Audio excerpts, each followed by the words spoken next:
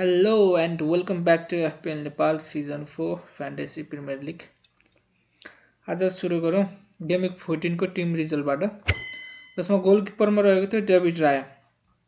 जसको चाहिँ ब्रेन्टफोर्डसँग रहेको थियो क्लिन सिट चाहिँ टोटल 6 पोइन्ट दिएको छ डिफेन्स तर्फ चाहिँ ब्याक 3 थियो मुनोज जसले चाहिँ पछिल्लो 3 खेलमा चाहिँ डबल डिजिट चाहिँ दुईचोटी दिएको छ भने यो विक पनि 14 पोइन्ट दिएको छ गोल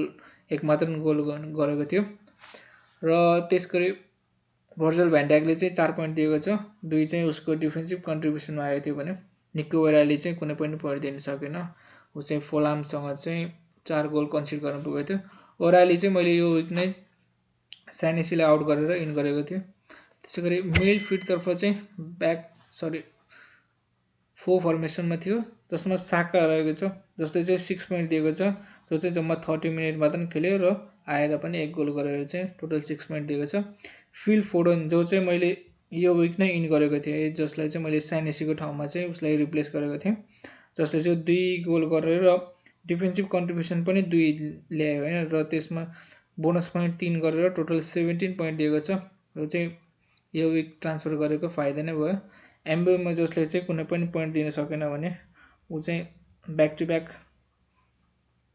ऊ चाहिँ लास्ट 3 गेममा चाहिँ ब्ल्याङ्क गएको छ त्यसैगरी मिन्टेले पनि कुनै पनि पोइन्ट ल्याउन सकेन जस जम्मा 3 पोइन्ट मात्र दियो र फ्रन्ट 3 तर्फ चाहिँ वोल्टे माडा जसले चाहिँ एक गोल गर्यो उसले टोटल 7 पोइन्ट दियो स्पोर्ट्ससँग र थियाको चाहिँ आर्सेनलसँग रहेको थियो ऊ चाहिँ बेन्चमा रह्यो र बेन्चबाट आएर जम्मा 1 पोइन्ट मात्र दियो भने एर्लिङ हल्यान्ड चाहिँ जो क्याप्टेन थियो एक गोल र 2 असिस्ट गरेर चाहिँ 14 पोइन्ट र क्याप्टेन भएको हुनाले टोटल 28 पोइन्ट दिन सक्यो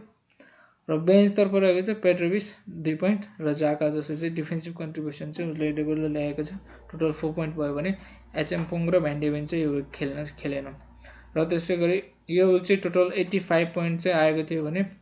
ओभरअल ऱ्याङ्क रहेको छ 42,000 जसमा चाहिँ लास्ट विक रहेको थियो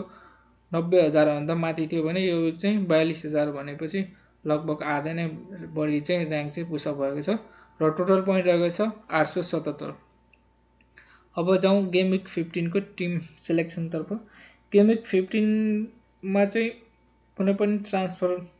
नगर्ने सोचमा छु अहिले चाहिँ यही टिमलाई निरन्तर दिने सोचमा छु गेम विक 16 पछि चाहिँ सबैजनाले चाहिँ टोटल 5 फ्री ट्रान्सफर पाउनुहुन्छ त्यसैले चाहिँ तपाईहरुले चाहिँ गेम विक 15 मा चाहिँ जति पनि फ्री ट्रान्सफर अभाइलेबल छ युज गर्नुपर्ने हुन्छ नत्र भने त्यो चाहिँ त्यतिकै वेस्ट भएर जान्छ र गेम विक 15 को चाहिँ टिम तर्फ हेरौँ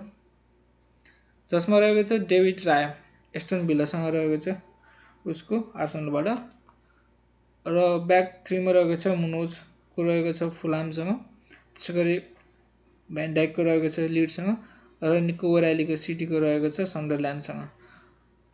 र मिडफिल्ड तर्फ चाहिँ साका रहेको छ त्यसैगरी मिन्टेको वेस्ट ह्यामसँग होम ग्राउन्डमा रहेको छ भने एम्बोमेलाई चाहिँ यो विक चाहिँ मैले लास्ट चान्स दिन गइरहेको छु र त्यसैगरी मोस्ट इन्फर्म मिडफिल्ड प्लेयर चाहिँ फोरन जसको रहेको छ सन्डरल्यान्डसँग र फ्रन्ट 3 तर्फ रहेको छ वोल्टे माडा बर्नलीसँग र थियागो रहेको छ टोटनहामसँग र हाल्यान्डको रहेको छ सन्डरल्यान्डसँग र बेन्चतर्फ रहेको छ पेट्रोभिच जाका एचएमपोङ र भ्यान्डेभेन र यो हप्ता चाहिँ क्याप्टेन रहेको छ एर्लिङ हल्यान्ड